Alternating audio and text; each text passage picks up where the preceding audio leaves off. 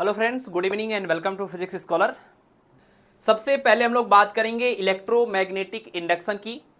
और electromagnetic induction की phenomena आप सबको पता है कि जब भी किसी कॉइल से एसोसिएटेड मैग्नेटिक फ्लक्स में हम चेंज करते हैं, जैसे कोई कॉइल है, अगर हम उस कॉइल से एसोसिएटेड मैग्नेटिक फ्लक्स में चेंज करें, किसी भी तरीके से करें, चाहे हम मैग्नेट को इसके आगे पीछे मूव करा के इसका मैग्नेटिक फ्लक्स चेंज करें, या इस कॉइल के अंदर हम करंट फ्लो कराएं और उस करंट की वजह से मैग्नेटिक फील्ड बने, मैग्नेटिक फ्लक्स बने, तो करंट की वैल्यू को चेंज करेंगे तो मैग्नेटिक फ्लक्स चेंज होगा। तो या तो वेरिएबल करंट की वजह से मैग्नेटिक फ्लक्स चेंज करें, या तो मैग्नेट को ही मूव करके करंट को फ्लक्स को चेंज करें, या इस कॉइल को ही मूव करके फ्लक्स को चेंज करें, कॉइल को रोटेट करके फ्लक्स को चेंज करें, कैसे भी करें। अगर हम फ्लक्स को चेंज करेंगे तो इस कॉइल के अंदर एक इंड्यूस्ड ईएमएफ आ जाएगा। इंड्यूस्ड मतलब समझ रहे हैं, आपने पढ़ा था इंड्यूस्ड एब्जॉर्प्शन और इंड्यूस्ड इमिशन। तो इंड्यूस्ड का मतलब ये होता है कि जो कराया जाता है, जो जबरदस्ती बाहर से कराया जाता है। तो इसके अंदर एक इंड्यूस्ड ईएमएफ आएगा जिसके लिए कोई बैटरी रिस्पॉन्सिबल नहीं है। किसी भी वायर में ईएमएफ या वोल्टेज लाने के लिए हम लोग बैटरी का यूज करते थे, वो बैटरी की वजह से हम ईएमएफ यहां पर क्रिएट करते थे जिसकी वजह से करंट फ्लो होता था। बट यहां पर किसी बैटरी की वजह से नहीं, सिर्फ ये मैग्नेट को आप मूव करिए और मैग्नेट की वजह से इसका मैग्नेटिक फ्लक्स चेंज होगा। इस फ्लक्स के चेंज होने की वजह से इसके अंदर एक इंड्यूस्ड ईएमएफ आ जाएगा, और अगर सर्किट कंप्लीट है तो इसमें एक करंट भी फ्लो होने लगेगा जिसको हम लोग बोलेंगे क्या, इंड्यूस्ड करंट। इसी फेनोमेनन का नाम है इलेक्ट्रोमैग्नेटिक इंडक्शन। इलेक्ट्रोमैग्नेटिक इंडक्शन, ठीक है ना। तो मैग्नेटिक फ्लक्स में चेंज होने की वजह से अगर इलेक्ट्रिक इफेक्ट आ जाए तो उसको हम बोलते हैं इलेक्ट्रोमैग्नेटिक इंडक्शन। और आपको पता है कि इंड्यूस्ड ईएमएफ को कैलकुलेट करने के लिए फैराडे ने जो लॉ दिया है वो फार्मूला है कि induced EMF E is equal to minus of N d phi upon D t. D phi upon D t मतलब rate of change of flux. ये जो मैग्नेटिक फ्लक्स चेंज हो रहा है, ये मैग्नेटिक फ्लक्स है, rate of change of magnetic flux की directly proportional होता है इंड्यूस्ड ईएमएफ। मतलब जितना ज्यादा तेजी से हम फ्लक्स चेंज करेंगे उतना ज्यादा ईएमएफ आएगा इसके अंदर।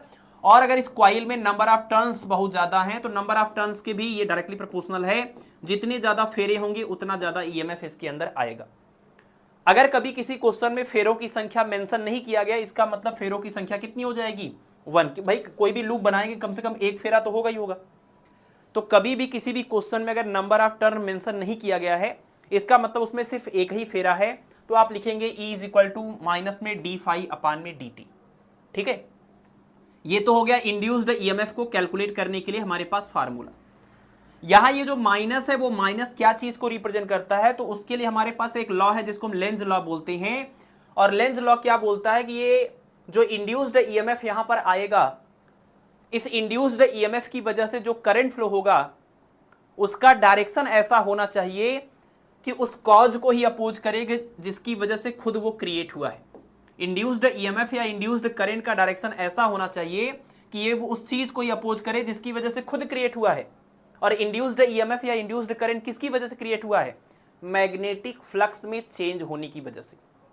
यानी इस लूप के अंदर करंट का डायरेक्शन ऐसा होगा, या कह लीजिए इंड्यूस्ड ईएमएफ का डायरेक्शन ऐसा होगा कि ये उसी चीज को अपोज करेगा जिसकी वजह से खुद ये क्रिएट हुआ है।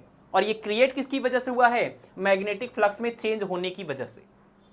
तो इसको अगर हम एक एग्जांपल से समझें, ये आपने वो एक्सपेरिमेंट देखा होगा कि अगर हम मान लीजिए कोई कॉइल ले लें इस तरीके से, ये मान लीजिए हमने एक कोई कॉइल ले लिया फॉर एग्जांपल, और इस कॉइल के सामने हमने ये एक मैग्नेट ले लिया, ठीक है ना, मैग्नेट ले लिया। अब इस मैग्नेट का मान लीजिए ये नॉर्थ पोल है और इस नॉर्थ पोल को हम इस कॉइल के नजदीक ले जा रहे हैं। तो जब हम इसके नॉर्थ पोल को इसके पास ले जाएंगे तो ये जो इसकी फील्ड लाइंस हैं, इससे पास होने वाली जो मैग्नेटिक फील्ड लाइंस हैं उनकी संख्या ज्यादा हो जाएगी, और फील्ड लाइंस जो इनसे ज्यादा से ज्यादा पास होंगी तो इनका फ्लक्स भी ज्यादा से ज्यादा होगा। इसका मतलब फ्लक्स चेंज हो रहा है। जब आप इसको नजदीक ले आ रहे हैं तो ज्यादा से ज्यादा फील्ड लाइंस बढ़ रही हैं, इसका मतलब इसका फ्लक्स, मैग्नेटिक फ्लक्स चेंज हो रहा है। और मैग्नेटिक फ्लक्स चेंज होने की वजह से इंड्यूस्ड ईएमएफ आएगा, और इंड्यूस्ड ईएमएफ की वजह से इसके अंदर करंट भी फ्लो होगा। तो वो करंट का डायरेक्शन यहां पर कैसा होगा, इसके लिए हम लोग लेंज लॉ को यूज कर सकते हैं। और लेंज लॉ बोलता है जिस वजह से इंड्यूस्ड ईएमएफ या करंट आएगा वो उसी कारण को ही अपोज करेगा। तो बताइए, नॉर्थ पोल के नजदीक ले आने की वजह से ये क्रिएट हुआ है इंड्यूस्ड करंट, तो इसके अंदर करंट का डायरेक्शन ऐसा होना चाहिए कि ये इसके नॉर्थ पोल के नजदीक आने का अपोज करे, यानी इसको खुद नॉर्थ पोल के जैसा बिहेव करना पड़ेगा। ये जो आपका लूप दिख रहा है, ये लूप को नॉर्थ पोल के जैसा बनना पड़ेगा, तभी ये नॉर्थ पोल के नजदीक आने के कारण को इस चीज को ये अपोज कर पाएगा। इसको भी नॉर्थ पोल बनना पड़ेगा। और आपको पता है कि नॉर्थ पोल कब बनता है, साउथ पोल कब बनता है, कल की क्लास में बताया था। नॉर्थ पोल कब बनता है कोई लूप, और साउथ पोल कब बनता है, इसके लिए आपने ये क्लॉकवाइज और एंटी क्लॉकवाइज देखा था कि अगर करंट एंटी क्लॉकवाइज फ्लो होगा, अगर करंट एंटी क्लॉकवाइज फ्लो होगा तो नॉर्थ पोल बनेगा, और अगर करंट जो है वो क्लॉकवाइज फ्लो होगा तो ये साउथ पोल बनेगा। तो इसको क्या बनना है, नॉर्थ पोल बनना है। नॉर्थ पोल बनने के लिए करंट का डायरेक्शन कैसा होगा, एंटी क्लॉकवाइज होगा, मतलब करंट ऐसे होकर के ऐसे आएगा, मतलब ये हो जाएगा करंट का डायरेक्शन। ठीक है, तो नॉर्थ पोल को नजदीक ले आएंगे तो उसको अपोज करने के लिए यहां पर डायरेक्शन ऐसा होगा कि ये भी नॉर्थ पोल बन जाए, ताकि नॉर्थ पोल और नॉर्थ पोल में रिपल्सन होने लगे, इसको अपोज करने लगे। अगर आप नॉर्थ पोल को दूर ले जाएंगे तो इसका मैग्नेटिक फ्लक्स डिक्रीज होगा, और मैग्नेटिक फ्लक्स डिक्रीज होने की वजह से भी इंड्यूस्ड ईएमएफ आएगा, इंड्यूस्ड करंट आएगा। और इस बार अब ये क्या होगा, करंट का डायरेक्शन उल्टा हो जाएगा, ताकि ये साउथ पोल बन जाए और नॉर्थ पोल के दूर जाने का भी अपोज करे, उसको वापस अपनी तरफ अट्रैक्ट करने लगे।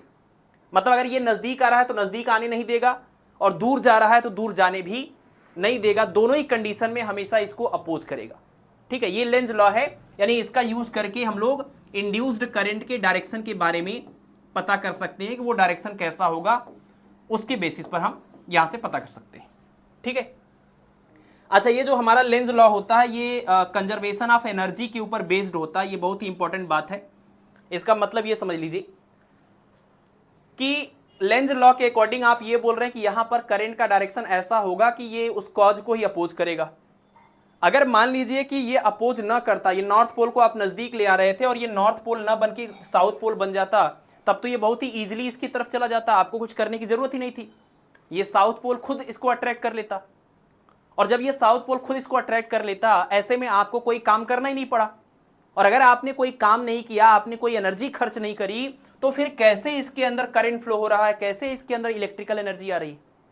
एनर्जी का कंजर्वेशन रूल यही बोलता है कि energy can neither be created nor can be destroyed. अगर कहीं पर यहां पर इलेक्ट्रिकल एनर्जी आपको मिल रही है तो मतलब कहीं से कुछ खर्च भी तो हुआ होगा, ऐसे तो एनर्जी पैदा नहीं हो जाती है, बस वो फॉर्म बदलती है अपना।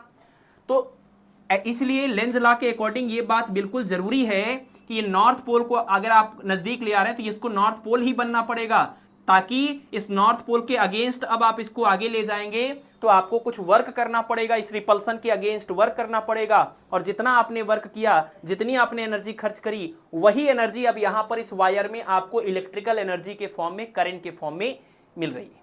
ठीक है, इसलिए लेंज लॉ के अकॉर्डिंग जो करंट का डायरेक्शन मिलता है वो कंजर्वेशन ऑफ एनर्जी के ऊपर बेस्ड है। बहुत ही इंपॉर्टेंट बात है, खास करके लैब असिस्टेंट के लिए तो इस तरह के सवालों की बहुत ज्यादा डिमांड है। बाकी पीजीटी में भी आपका भाग्य अच्छा रहा तो कुछ ऐसे सिंपल भी सवाल आए हुए हैं, जैसे कि आप पेपर देखेंगे तो उसमें भी हो सकता है कि इस तरह के सवाल पूछ लें आपसे, बट थोड़ा रेयर है। ठीक है, चलिए नेक्स्ट पॉइंट है यहां पर हमारा फ्लेमिंग का लेफ्ट हैंड रूल। तो फ्लेमिंग का जो लेफ्ट हैंड रूल है, सॉरी ये फ्लेमिंग का जो लेफ्ट हैंड रूल है ये हम लोग यूज करते थे किसके लिए, फ्लेमिंग का लेफ्ट हैंड रूल हम यूज करते हैं डायरेक्शन ऑफ फोर्स को कैलकुलेट करने के लिए। यहां पर एक्चुअल में लेफ्ट नहीं, यहां पर राइट हैंड रूल होगा। फ्लेमिंग का राइट हैंड रूल जो यूज किया जाता है इंड्यूस्ड करंट के डायरेक्शन को कैलकुलेट करने के लिए। लेफ्ट हैंड रूल में आपने पढ़ा था ये एफ है, ये बी है और ये आई है ना, ये एफ है, ये बी है और ये आई है। तो यहां पर आपको बी और ये करंट का डायरेक्शन पता होता था तो आप फोर्स का डायरेक्शन पता करते थे, है ना। तो मैग्नेटिक फोर्स का डायरेक्शन पता करने के लिए हम फ्लेमिंग के लेफ्ट हैंड रूल को यूज करते थे।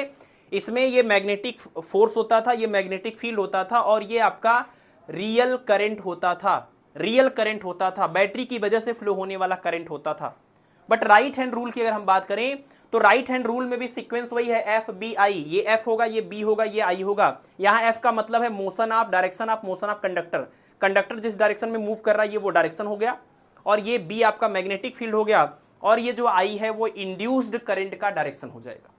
ठीक है, तो ये आपका फ्लेमिंग का राइट हैंड रूल यहां पर हम लोग यूज करते हैं इंड्यूस्ड करंट के डायरेक्शन को फाइंड आउट करने के लिए।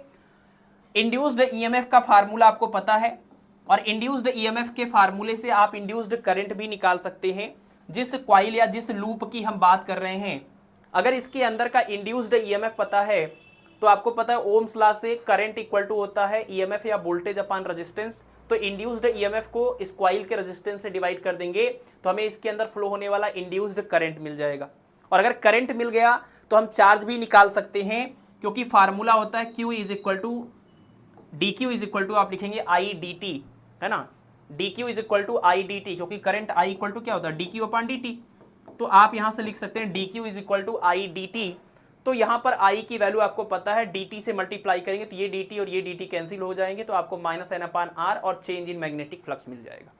ठीक है तो बड़ी सिंपल सी बात है, बट इसके ऊपर सवाल आया हुआ है प्रीवियस ईयर में, और कल की बाद वाली क्लास में हम करेंगे, कुछ कल वाली क्लास में भी कर लेंगे, तो वहां आप इनका एप्लीकेशन देखेंगे। ये जस्ट आपको रिकॉल कराने के लिए हमने यहां पर लिख दिया है। ठीक है, चलिए नेक्स्ट पॉइंट हमारा मोशनल ईएमएफ। और यहां से मोशनल ईएमएफ से एक बहुत ही इंपॉर्टेंट बात, मोशनल ईएमएफ से एक बहुत ही स्पेशल पॉइंट है, और वो ये है कि एक क्वेश्चन आता है डिस्क का। देखिए अगर हम किसी एक रॉड को जिसका लेंथ एल है, इसको मैग्नेटिक फील्ड के अंदर मूव करें, आपने इसका प्रॉपर डेरिवेशन भी पढ़ा होगा कि अगर हम किसी रॉड को मैग्नेटिक फील्ड के अंदर इस तरीके से v वेलोसिटी से मूव करें और ये मैग्नेटिक फील्ड मान लीजिए अंदर की तरफ है, तो जो यहां पर ईएमएफ आता है उसका फार्मूला होता है E is equal to V B L. E equal to V B L, क्योंकि यहां पर वेलोसिटी वेक्टर और मैग्नेटिक फील्ड के बीच का एंगल 90 डिग्री हो जाएगा, तो यहां पर हम साइन 90 की वैल्यू 1 रख देंगे। लेकिन अगर मान लीजिए कि आपका ये जो रॉड है वो मैग्नेटिक फील्ड के साथ थीटा एंगल बनाते हुए मूव किया जा रहा है, तो ऐसे में ये आपको मिलेगा इंड्यूस्ड ईएमएफ जो इस रॉड के दोनों एंड के क्रॉस आएगा, वो हो जाएगा V B L sine theta. ठीक है, तो जब भी हम किसी कंडक्टिंग रॉड को किसी मैग्नेटिक फील्ड के अंदर थीटा एंगल बनाते हुए मूव करें, तो उसके दोनों एंड के अक्रॉस एक ईएमएफ आ जाता है, एक इंड्यूस्ड ईएमएफ आ जाता है, जिसका formula E equal to V B L sine theta है। लेकिन अगर हम यहां पर एक रॉड की बजाय अगर हम इस रॉड के लीनियर मोशन की बजाय v वेलोसिटी से ऐसे लीनियरली मूव करने की बजाय यहीं पर हम इस मैग्नेटिक फील्ड के अंदर इस रॉड को रोटेट करने लगे, ऐसे रोटेट करने लगे किसी एंगुलर वेलोसिटी ओमेगा से, तो ऐसे में इसके अक्रॉस जो आपको मिलेगा इंड्यूस्ड ईएमएफ का फार्मूला वो हो जाएगा E equal to 1/2 B omega L square. ये फार्मूला ध्यान रखिएगा, ये आपके लिए काफी इंपॉर्टेंट है। ठीक है, ये तब की बात होगी जब आपका रॉड जो होगा वो रोटेशनल मोशन कर रहा होगा, उस केस में आप यूज करेंगे। ये तब यूज होगा जब आप रॉड को लीनियर मोशन करा रहे होंगे, तब यूज होगा। और इसी में एक और जो यहां पर हमने नहीं लिखा है वो समझ लीजिए, वो केस न्यूमेरिकल में आपको परेशान कर सकता है। अगर कोई डिस्क आपको दे दिया जाए, डिस्क समझ रहे, प्लेट, अगर कोई डिस्क दे दिया जाए जिसका रेडियस r है और इसको किसी मैग्नेटिक फील्ड के अंदर रोटेट किया जाए, रोटेशनल मोशन कराया जाए, तो आपसे पूछा जाता है डिस्क के सेंटर और इसके सरकमफेरेंस के किसी दो पॉइंट के बीच का इंड्यूस्ड ईएमएफ या पोटेंशियल डिफरेंस। अगर हम इस डिस्क को पूरा घुमाने लगे मैग्नेटिक फील्ड के अंदर, तो सेंटर और इस सरकमफेरेंस वाले पॉइंट के बीच का आपको इंड्यूस्ड ईएमएफ बताना है, पोटेंशियल डिफरेंस बताना है। बिल्कुल एग्जैक्ट यही फार्मूला होता है, बस क्या लिखना होगा 1/2 बी ओमेगा। यहां तक तो सब कुछ ठीक है, इसकी एंगुलर वेलोसिटी जो मैग्नेटिक फील्ड है वो, बट यहां क्या होता था, रॉड की लेंथ लेते थे और यहां पर सेंटर और इसके बीच का डिस्टेंस यानी रेडियस ले लेंगे, तो ये हो जाएगा r का स्क्वायर। ठीक है, यानी अगर हम डिस्क का केस लें तो सेंटर और सरकमफेरेंस के बीच इंड्यूस्ड ईएमएफ का फार्मूला बिल्कुल रॉड का एंगुलर मोशन वाला ही केस होता है, बस यहां रॉड की लेंथ की बजाय हमें यहां पर इसका क्या लिखना होगा, रेडियस लिखना होगा। तो ये स्पेशल केस याद रखिए, अगली क्लास में हम इनके ऊपर सवाल ऐड कर लेंगे, तो ये आपका एकदम पक्का हो जाएगा, हमेशा के लिए याद हो जाएगा। जब भी आप न्यूमेरिकल रिवाइज करेंगे तो आपको ये क्लियरली वहां पर दिखाई देगा। ठीक है, चलिए यहां एक बहुत ही स्पेशल पॉइंट है कि आपने इसके पहले ये देखा था, किसी भी स्टेशनरी चार्ज की वजह से, किसी भी रुके हुए चार्ज की वजह से उसके आसपास जो इलेक्ट्रिक फील्ड क्रिएट हो रहा था, वो इलेक्ट्रिक फील्ड के लिए आपने एक ऐसा रिलेशन भी बनाया था, अगर आपको याद हो V2 - V1, है ना, किसी दो पॉइंट के बीच की अगर बात करें तो V2 - V1 is equal to यहां पर था आपका E.dl, और यहां पर जो भी पहला पॉइंट आप ले लीजिए R1 से R2 तक आपने पार्टिकल को मूव किया है। किसी दो पॉइंट R1 से R2 के बीच में चार्ज पार्टिकल की वजह से जो पोटेंशियल डिफरेंस आएगा वो potential difference is equal to हो जाएगा ई डॉट डी एल। और जब हम किसी क्लोज्ड पाथ की बात करेंगे, इनिशियल और फाइनल पॉइंट सेम होगा तो उसका पोटेंशियल भी सेम होगा, तो यहां पर जीरो आएगा, तो आपको मिलेगा E dot D L equal to zero. यानी किसी स्टेशनरी चार्ज की वजह से जो इलेक्ट्रिक फील्ड क्रिएट होता है उसका लाइन इंटीग्रल जीरो होता है क्लोज्ड लूप के लिए, और लाइन इंटीग्रल जीरो हो रहा है, तो इसको आप चाहे तो स्टोक्स के थ्योरम से कर्ल के फॉर्म में लिखते हैं, तो आप इसको लिखते हैं डेल क्रॉस ई, और del cross E dot D A equal to zero, तो डी ए उधर चला जाएगा, तो कुल मिला के मिलेगा del cross E equal to zero. यानी स्टेशनरी चार्ज की वजह से क्रिएट होने वाला इलेक्ट्रिक फील्ड जो है उसका लाइन इंटीग्रल या उसका कर्ल जीरो है, और जिसका कर्ल जीरो होता है वो होता है कंजर्वेटिव नेचर का। तो यानी स्टेशनरी चार्ज की वजह से बनने वाला इलेक्ट्रिक फील्ड का कर्ल या लाइन इंटीग्रल जीरो हो रहा है, यानी ये जो इलेक्ट्रिक फील्ड है वो कंजर्वेटिव है। लेकिन field associated with changing magnetic field, changing magnetic field की वजह से जो आपको इलेक्ट्रिक फील्ड मिल रहा है वो उसका अगर हम लाइन इंटीग्रल देखें, फार्मूला यही था ना, E is equal to minus में D phi upon D t, और ये जो ईएमएफ है या वोल्टेज है उसको कैसे लिखा जाएगा, ई डॉट डी एल के फॉर्म में लिखा जाएगा, तो यहां से ई डॉट डी एल बनेगा, तो integration E dot D L is equal to हो जाएगा माइनस में D phi upon D T. यानी चेंजिंग मैग्नेटिक फील्ड की वजह से इलेक्ट्रोमैग्नेटिक इंडक्शन में जो आपको इलेक्ट्रिक फील्ड मिला है वो इलेक्ट्रिक फील्ड का जो लाइन इंटीग्रल है वो जीरो तो नहीं है, वो जीरो तो नहीं है, तो इसका मतलब कि ई डॉट डी एल जो है जीरो नहीं है, इसका मतलब इसका कर्ल भी जीरो नहीं है, और अगर कर्ल जीरो नहीं है या लाइन इंटीग्रल जीरो नहीं है तो ये कंजर्वेटिव नहीं होगा, फिर ये नॉन कंजर्वेटिव हो जाएगा। ठीक है, तो ये एक स्पेशल डिफरेंस आप याद रखेंगे कि स्टेशनरी चार्ज का जो इलेक्ट्रिक फील्ड है वो कंजर्वेटिव है, और जो आपके मैग्नेटिक फील्ड की वजह से फील्ड आया है इलेक्ट्रिक फील्ड वो कंजर्वेटिव नहीं है। ठीक है, नेक्स्ट पॉइंट यहां पर सेल्फ इंडक्शन की फेनोमेना है। तो सेल्फ इंडक्शन, म्यूचुअल इंडक्शन आपको पता है कि जैसे मान लीजिए अगर हम एक सिंपल सा कॉइल लें और इसी कॉइल के अंदर हम वेरिएबल करंट फ्लो कराएं, रियोस्टेट है ये करंट को वेरी करने के लिए, तो बैटरी लगा करके हमने करंट को यहां पर चेंज किया है, तो अगर हम वेरिएबल करंट यहां पर फ्लो कराएं तो वेरिएबल करंट के फ्लो कराने से इस कॉइल से एसोसिएटेड मैग्नेटिक फ्लक्स भी चेंज होगा, और फ्लक्स चेंज होने की वजह से इलेक्ट्रोमैग्नेटिक इंडक्शन की फेनोमेना होगी। इलेक्ट्रोमैग्नेटिक इंडक्शन की फेनोमेना होने की वजह से अब इसके अंदर क्या होगा, इसके अंदर एक इंड्यूस्ड करंट फ्लो होने लगेगा। ये वाले प्रोसेस को हम बोलेंगे सेल्फ इंडक्शन। सेल्फ इंडक्शन का मतलब हुआ कि सेल्फ इलेक्ट्रोमैग्नेटिक इंडक्शन। भाई इलेक्ट्रोमैग्नेटिक इंडक्शन तो आपने पढ़ा कि किसी भी कॉइल का फ्लक्स चेंज करिए तो उसके अंदर करंट फ्लो होने लगता है, तो वही इलेक्ट्रोमैग्नेटिक इंडक्शन ही है, बट वो हमने करंट चेंज किया था इसी के अंदर, किसके अंदर, सेम कॉइल के अंदर। अगर हम इसी कॉइल के अंदर फ्लो, बैटरी से फ्लो कराने वाला करंट जो है उसको चेंज कराएं तो इसका फ्लक्स चेंज होगा, और इसका फ्लक्स चेंज होगा तो इलेक्ट्रोमैग्नेटिक इंडक्शन होगा, जिसकी वजह से एक इंड्यूस्ड करंट फ्लो होगा जो इस वाले करंट को, रियल वाले करंट को, अप्लाइड करंट को अपोज करेगा। अगर आप इसको बढ़ा रहे होंगे तो ये उसको घटाने की कोशिश करेगा, अगर आप इसको घटा रहे होंगे तो ये इसको बढ़ाने की कोशिश करेगा। ठीक है, और जब आप इसमें आई करंट फ्लो कर रहे थे और आई करंट फ्लो करने की वजह से हर एक लूप का जो फ्लक्स था वो फाई था, तो बताइए जितने भी अगर टोटल एन लूप हैं, एक लूप का फ्लक्स फाई है तो एन लूप का टोटल फ्लक्स एन फाई हो जाएगा, और ये एन फाई डिपेंड करेगा इसके अंदर जो आप करंट फ्लो करा रहे हैं उस करंट की वैल्यू के ऊपर। तो एन फाई प्रोपोर्शनल टू आई था, प्रोपोर्शनलिटी हटाया तो यहाँ एक कांस्टेंट आ गया, उसी को बोलेंगे कोफिशिएंट ऑफ सेल्फ इंडक्शन, इसी को बोलेंगे कोफिशिएंट ऑफ सेल्फ इंडक्शन। तो N phi equal to L I ऐसा याद कर लीजिए, और जो इसके अंदर इंड्यूस्ड ईएमएफ आएगा उसका फार्मूला हो जाएगा E is equal to minus में एल डी फाई अपान में डी टी। ठीक है ना, E is equal to minus में L D phi upon D T, ये हो जाएगा आपका इंड्यूस्ड ईएमएफ का फार्मूला। ठीक, चलिए इसके बाद अगर हमारे पास कोई एक लॉन्ग सोलेनोइड हो, इस तरह का कोई केस हो, तो लॉन्ग सोलेनोइड के एक्सिस के ऊपर जो मैग्नेटिक लॉन्ग सोलेनोइड का जो केस है उसके केस में जो कोफिशिएंट ऑफ सेल्फ इंडक्शन आपको मिलता है उसके लिए formula L is equal to mu naught N square upon L into में ए। अगर मैं शॉर्ट में आपको डेरिवेशन का एक स्टेप बता दूं, ठीक है ना, अगर हम शॉर्ट में इसका एक डेरिवेशन का एक स्टेप आपको बता दें कि इसमें होता क्या है कुल मिला के, कि देखिए N phi is equal to L I आपके पास फार्मूला है। अगर हम इस सोलेनोइड के केस में यहां पर मैग्नेटिक फील्ड का फार्मूला निकाल लें और उस मैग्नेटिक फील्ड से हम क्या करें, फ्लक्स को निकाल लें, क्योंकि phi is equal to B A cos theta, तो यहां पर बी ए आ जाएगा, थीटा जीरो हो जाएगा।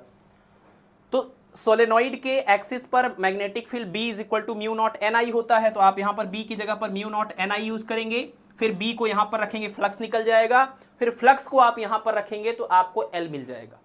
यानी इन सभी केसेस में डेरिवेशन का तरीका यही है कि जो भी केस आपको दिया जा रहा है आप उसका मैग्नेटिक फील्ड निकालिए, उसके बाद उससे आप फ्लक्स निकालिए, उसके बाद आप N phi is equal to L I करिए, यहां से आपको एल की वैल्यू हर एक केस में मिलती जाएगी। ये इसके डेरिवेशन का तरीका है। बाकी आप यहां पर फार्मूला अगर डायरेक्ट याद करें तो ज़्यादा अच्छा होगा, आपके पास इतना टाइम रहेगा नहीं कि आप इतना डेरिवेशन वहां पर कर पाए या सोच पाए। अब इसके बाद क्या करेंगे, तो लॉन्ग सोलेनॉइड के केस में ये जो फार्मूला है ये इंपॉर्टेंट है, बहुत ज़्यादा ये पूछा जाता है और आपके एग्जाम में भी पूछा गया है, तो इसको आप तो अच्छे से याद कर लीजिए। तो लॉन्ग सोलेनॉइड है, उसका जो सेल्फ इंडक्टेंस होगा उसका फार्मूला होगा म्यू नॉट एन स्क्वायर अपान में एल इंटू में ए।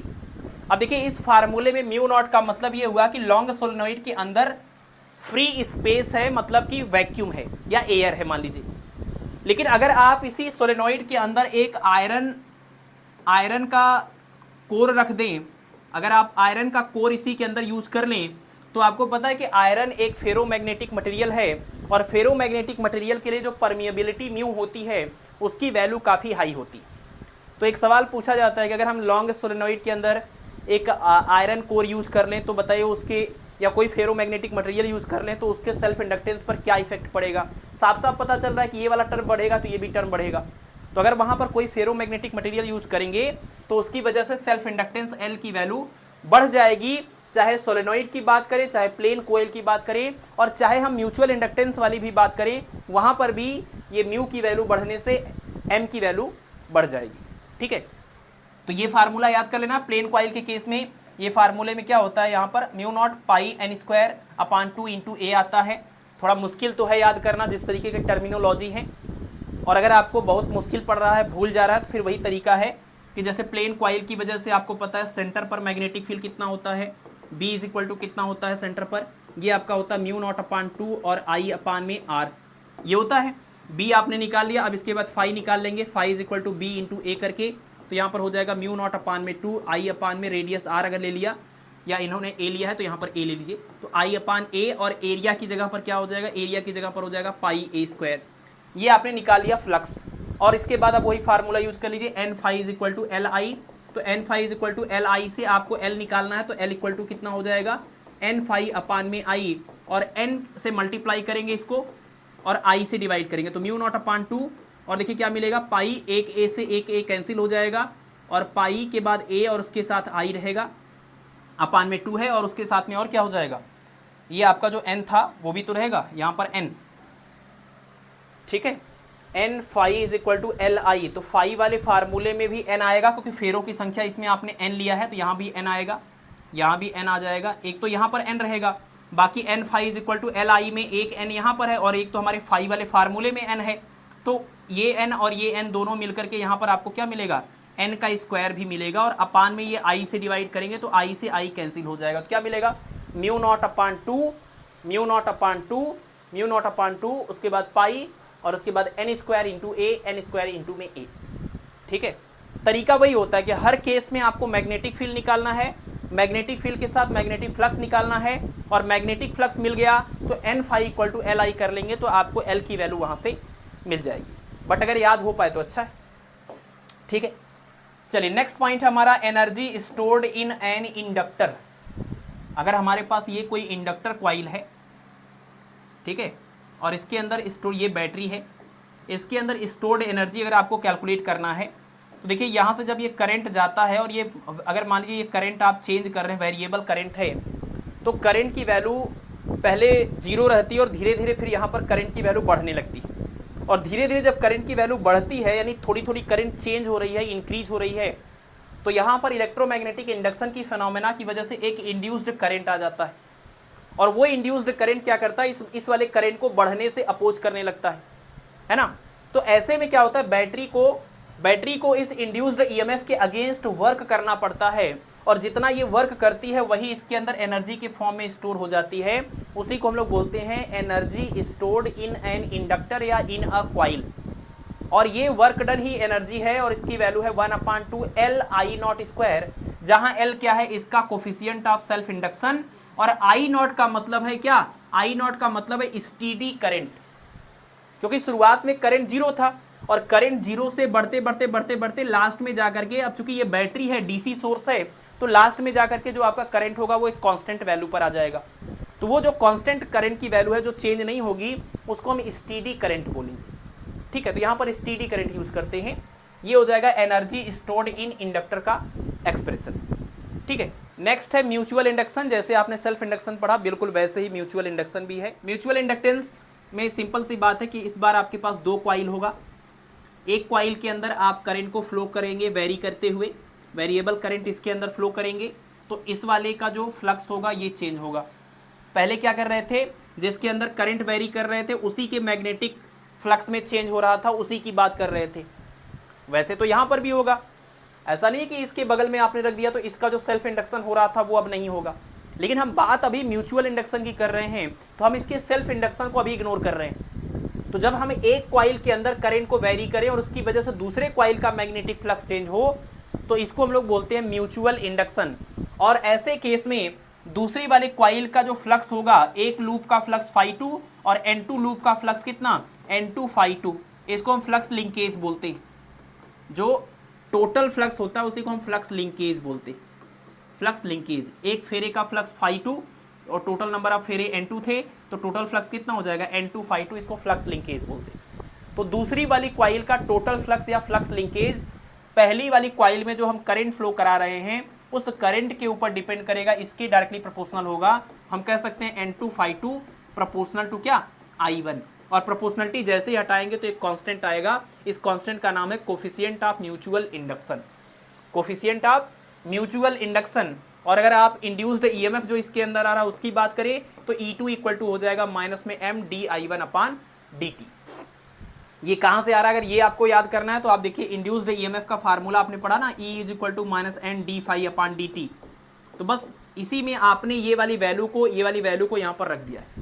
जैसे E is equal to minus n d∅/dt, दूसरे वाले कॉइल के अंदर ईएमएफ आ रहा है तो यहाँ 2, यहाँ पर 2, यहाँ पर 2, ये जो n है उसको अंदर ले जाइए तो माइनस में d dt बनेगा और अंदर बनेगा क्या, N2 φ2, और N2 φ2 की जगह पर रख देंगे m I1, तो m यहाँ से एज अ कांस्टेंट बाहर निकलेगा और I1 अंदर रह जाएगा, तो E2 is equal to minus m di1/dt बन जाएगा। ठीक है, और जैसे वहां पर आपने सिंगल सोलेनॉइड और सिंगल प्लेन कॉइल का सेल्फ इंडक्टेंस निकाला था, वैसे ही यहाँ पर अब चूंकि म्यूचुअल इंडक्शन की बात करें दो लेना पड़ेगा। तो दो अगर सोलेनॉइड हमारे पास एक ही एक्सिस के अलॉन्ग रखे हों तो उनका म्यूचुअल इंडक्टेंस, और दो अगर प्लेन कॉइल एक ही एक्सिस पर रखे हो तो उनका म्यूचुअल इंडक्टेंस, ये फार्मूला आपका होगा। याद करने का एक तरीका आपको यहाँ बता सकते हैं, यहाँ पर देखिए क्या लिखा हुआ है, म्यू नॉट n² में L इंटू में A। अगर एक सिंगल सोलेनॉइड था तब, अगर दो सोलेनॉइड है तो mutual inductance m equal to क्या बनेगा, ये जो n का स्क्वायर था उसी को सेपरेट कर लीजिए, पहले वाले का नंबर ऑफ टर्न इंटू में दूसरे वाले का नंबर ऑफ टर्न, तो इसको सेपरेट करेंगे, एक n1 होगा और एक n2 होगा। उसी टाइप का ये पूरा लिखा हुआ, आप देखिए mu naught n1 n2/L into A, बिल्कुल सिमिलर टाइप का, बस वहां पर दोनों एक ही था तो यहाँ पर n का स्क्वायर था और यहाँ पर n1 n2 हो जाएगा। बाकी इस वाले को भी आप रिलेट कर सकते हैं, बिल्कुल इसी टाइप का एक्सप्रेशन होना चाहिए, बट दो कॉइल की बात हो रही है। तो यहाँ जो रेडियस आपने लिखा है वो रेडियस आप ले लीजिए सेकेंड वाली कॉइल का, और इसमें आप एक और बार उसी रेडियस का मल्टीप्लाई करिए, मतलब यहाँ A2 का स्क्वायर कर लीजिए, और अगर आप A2 का स्क्वायर करेंगे तो डायमेंशनली करेक्ट होने के लिए यहाँ भी एक आपको रेडियस चाहिए, यहाँ अपान में जो रेडियस लिखेंगे वो A1 होगा।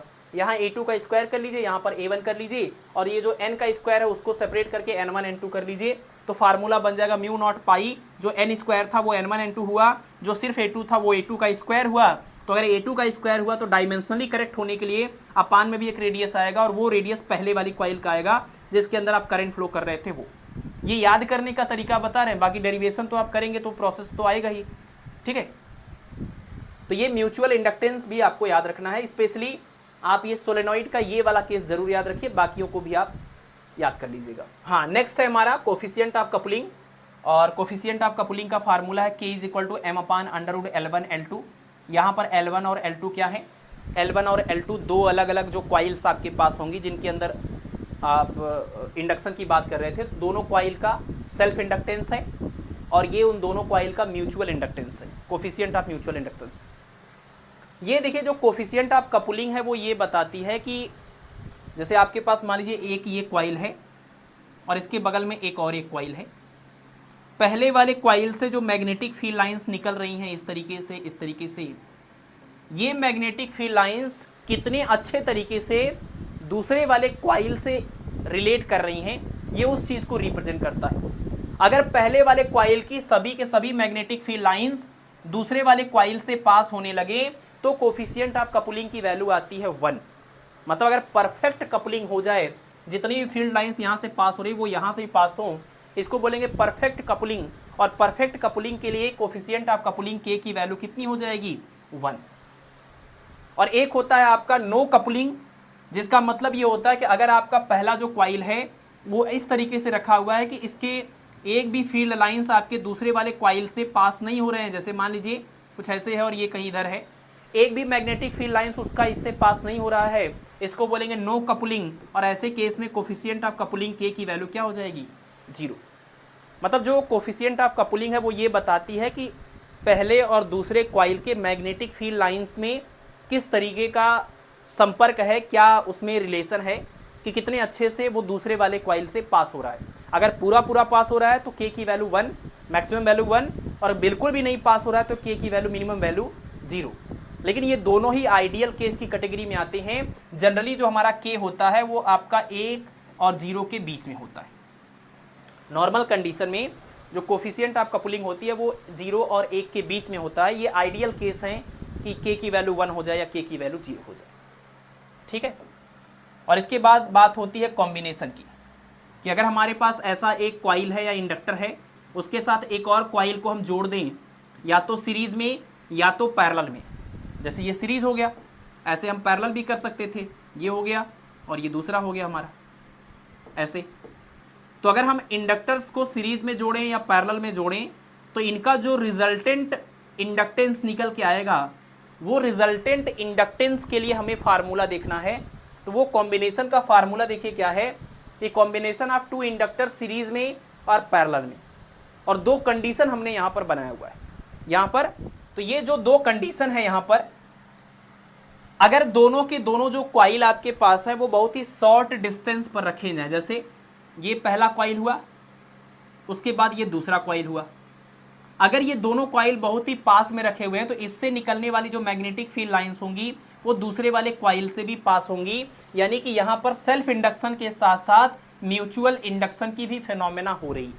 तो जब सेल्फ इंडक्शन के साथ म्यूचुअल इंडक्शन की भी फिनोमेना होगी तो ऐसे में सीरीज कॉम्बिनेशन में फार्मूला बनेगा L = L1 L2 plus minus में 2m, ठीक है। और अगर ऐसा हो जाए कि ये दूसरा वाला जो कॉइल है वो बहुत ज़्यादा पहले वाले कॉइल से दूर है और इसकी कोई भी मैग्नेटिक फील्ड लाइंस दूसरे वाले कॉइल से पास नहीं हो रही हैं, तो यहाँ पर हम म्यूचुअल इंडक्शन की बात नहीं करेंगे, सिर्फ इसका अपना सेल्फ इंडक्शन, इसका अपना सेल्फ इंडक्शन। ऐसे में फार्मूला बनेगा L = L1 प्लस L2। यहाँ पर एक सवाल आता है कि यहाँ पर प्लस और यहाँ पर माइनस है, तो कब प्लस लेना होता है, कब माइनस लेना होता है। इसके लिए हम आपको एक डायग्राम दिखा दे रहे हैं। इसके लिए एक डायग्राम आपको बता देते हैं कि जब दोनों कॉइल के अंदर जो करंट फ्लो हो रहे हैं, जैसे मान लीजिए पहला कॉइल हुआ और इसके बाद ये आपका दूसरा कॉइल हुआ, तो पहले कॉइल के अंदर जो करंट फ्लो हो रहा है वो ऐसे जा रहा है और यही करंट आगे इसमें जा रहा है, तो ये दूसरे वाले कॉइल के अंदर करंट हो गया। जब दोनों कॉइल के अंदर करंट सेम डायरेक्शन में हो या सेम सेंस में हो तो आपको यहाँ पर प्लस वाला साइन लेना है ना, और वो भी जब नज़दीक नज़दीक रहेंगे तभी ये वाला टर्म आएगा, अदरवाइज तो ऐसा लिखा जाएगा। तो जब ये दोनों बहुत ही नज़दीक हों और दोनों में जो करंट है वो सेम डायरेक्शन में फ्लो होता हुआ दिखाई दे रहा है, सेम सेंस में दिख रहा है, तो प्लस लेना है। लेकिन ऐसा भी हो सकता है कि दोनों में करंट आपको अपोजिट सेंस में दिखे, जैसे मान लीजिए पहला कॉइल आपके पास ये हुआ, ऐसे हुआ, और इधर बनाते हैं, मान लीजिए पहला कॉइल आपके पास ये ऐसा हुआ और इसको आप ऊपर ले जा करके ऐसे कर लीजिए, और दूसरा कॉइल आपके पास ऐसा हुआ, फिर इसके बाद आप इसको ऐसे ले जाइए, तो ये करंट देखिए ऐसे इसमें से जाएगा, इधर से होता हुआ इधर जाएगा, फिर आपका ये करंट ऐसे होते हुए इधर निकल जाएगा, तो ऐसे जाएगा। अब ऐसे में आप दोनों कॉइल के अंदर देखें, दोनों सीरीज में ही कनेक्टेड हैं, दोनों सीरीज में ही कनेक्टेड हैं, और इसके जो डायरेक्शन है करंट के वो बिल्कुल अपोजिट दिख रहा है, तो ऐसे में आपको यहाँ पर माइनस वाला टर्म लेना है, ठीक है। तो जब सीरीज कॉम्बिनेशन में करंट सेम सेंस में हो तो प्लस, जब सीरीज कॉम्बिनेशन में करंट अपोजिट सेंस में हो माइनस। शर्त यह है कि दोनों कॉइल एक दूसरे के बहुत ही नजदीक होने चाहिए, सेल्फ इंडक्शन के साथ साथ म्यूचुअल इंडक्शन भी होना चाहिए। अगर दोनों कॉइल एक दूसरे से बहुत दूर हैं तो करंट का डायरेक्शन चाहे सेम सेंस में हो चाहे अपोजिट सेंस में हो तो म्यूचुअल इंडक्शन तो होगा ही नहीं। जब ये जीरो है तो इस प्लस और माइनस का कोई मतलब नहीं बनेगा, तो L equal to L1 plus L2 आएगा फार्मूला, ठीक है। और यहाँ पर पैरेलल कॉम्बिनेशन की अगर बात करें तो पैरेलल कॉम्बिनेशन में अगर वही बात है कि स्मॉल डिस्टेंस है और स्मॉल डिस्टेंस है तो सेल्फ इंडक्शन के साथ साथ म्यूचुअल इंडक्शन भी होगा, तो ऐसे में ये m वाला टर्म आपको यहाँ पर मिलेगा और यहाँ पर मिलेगा, तो L1 plus L2 plus minus में 2m और L1 L2 माइनस में m स्क्वायर। यहाँ पर इन दोनों का प्लस हो रहा है और ये m प्लस m मिला के 2m हुआ। यहाँ पर इन दोनों का मल्टीप्लाई हुआ और जो m प्लस m 2m किया था वो दोनों मल्टीप्लाई होकर के m स्क्वायर बनेगा। यहाँ पर फिक्स है माइनस, बट यहाँ पर प्लस माइनस चेंज होगा करंट के डायरेक्शन के बेसिस पर। करंट सेम सेंस में है तो प्लस और अपोजिट सेंस में है तो माइनस, ठीक है। और शर्त वही है कि दोनों के दोनों कॉइल एक दूसरे के बहुत ही नजदीक होने चाहिए। अगर बहुत ही एक दूसरे से दूर हैं तो पैरेलल कॉम्बिनेशन में ये फार्मूला आएगा 1/L is equal to 1/L1 plus 1/L2। और ये फार्मूला आप देखिए, ये पैरेलल कॉम्बिनेशन, ये सीरीज कॉम्बिनेशन आप देखिए, अगर डिस्टेंस बहुत ज़्यादा दूर है तो ये तो हमने लेना ही नहीं है। दूर वाले डिस्टेंस के केस में ये फार्मूला आपको बिल्कुल वैसा ही दिख रहा है जैसा रेजिस्टेंस का सीरीज और पैरेलल होता था। रेजिस्टेंस के सीरीज कॉम्बिनेशन में क्या होता है, R is equal to R1 plus R2 इस टाइप का, और इसके पैरेलल कॉम्बिनेशन में 1/R is equal to 1/R1 plus 1/R2 type का। तो जैसे रेजिस्टेंस का सीरीज और पैरेलल कॉम्बिनेशन होता है, बिल्कुल वैसे ही इंडक्टर का भी सीरीज और पैरेलल कॉम्बिनेशन होता है। ये आप यहां से याद कर सकते हैं। और सवाल में हर बार आपको ये बोला भी नहीं जाएगा कि कॉइल के बीच का डिस्टेंस स्मॉल है कि लार्ज है। तो अगर आपको म्यूचुअल इंडक्टेंस वाला टर्म दे रहे हैं तो इसका मतलब उसकी रिक्वायरमेंट यहां पर है, वो स्मॉल डिस्टेंस का केस है। अगर नहीं दे रहे हैं या कुछ बोल भी नहीं रहे हैं तो इसका मतलब वो लार्ज डिस्टेंस का केस है। तो ये हो जाएगा नॉर्मल सीरीज कॉम्बिनेशन इंडक्टर का, और ये हो जाएगा normal series combination parallel combination inductor का, ठीक है। अगर कुछ नहीं बोलते हैं तो आपको ये केस लेके चलना है, L equal to L1 plus L2 1/L equal to 1/L1 plus 1/L2 करके, ठीक है। चलिए ठीक है, नेक्स्ट टॉपिक है सीरीज और पैरेलल कॉम्बिनेशन को याद करने के लिए आप ये मेथड फॉलो कर सकते हैं। अगर आपको कभी भी कंफ्यूजन हो रहा है कि कैपेसिटर और इंडक्टर और रजिस्टर के सीरीज कॉम्बिनेशन में, पैरेलल कॉम्बिनेशन में कैसे फार्मूले लिखे जाएं, तो देखिए, अगर हम सीरीज कॉम्बिनेशन की बात करें, ये स्टेटमेंट हमने आपको कई बार बताया इसके पहले भी। LCR नाम का एक सर्किट होता है अल्टरनेटिंग करंट चैप्टर में, और LCR इसलिए याद करना है कि अगल बगल के जो हैं, मतलब ये वही एग्जांपल से याद कर लीजिए, दूर के ढोल सुहाने होते हैं और पड़ोसी के साथ आपके 36 के आंकड़े होते हैं।